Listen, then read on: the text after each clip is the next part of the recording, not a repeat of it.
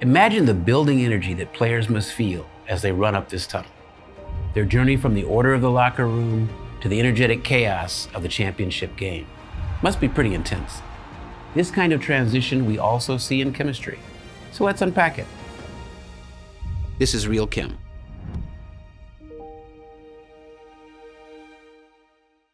Let's consider how water molecules experience phase transitions by treating them like football players. Picture our team of excited players.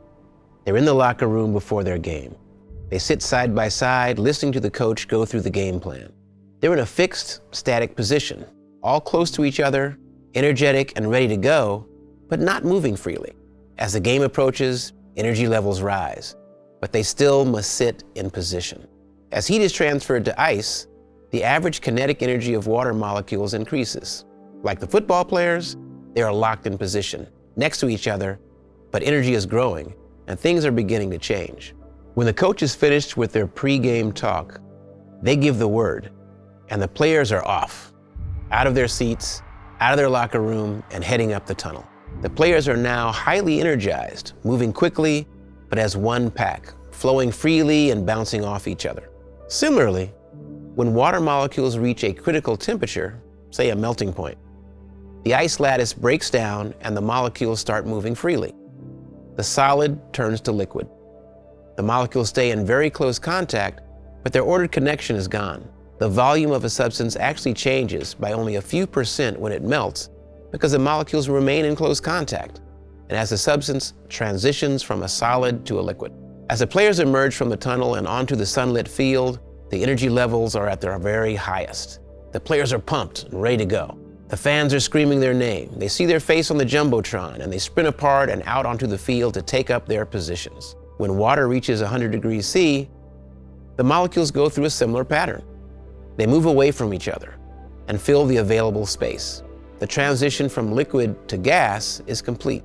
Understanding the transitions that water goes through are essential, but we also need to appreciate how they work as fundamental principles so we can apply them to other substances too.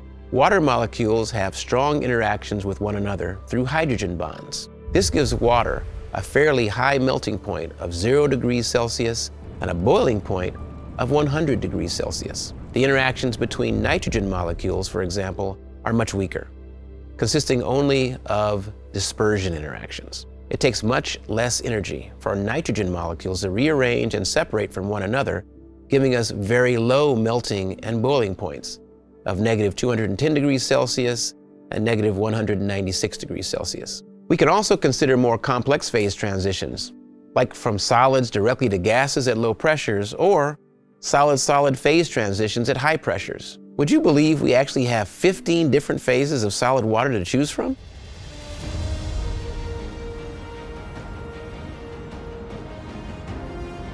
Understanding phase transitions is fundamental to understanding chemistry. Bringing these ideas back to simple physical analogies, like our football players, helps us visualize what actually happens at the molecular level. In this unit, we look at the intermolecular forces that hold molecules together or keep them apart. This allows us to then unpack melting and boiling points and the phase transitions we observe. We finish with a focus on the solid state. Now, let's get to work. This is Real Chem.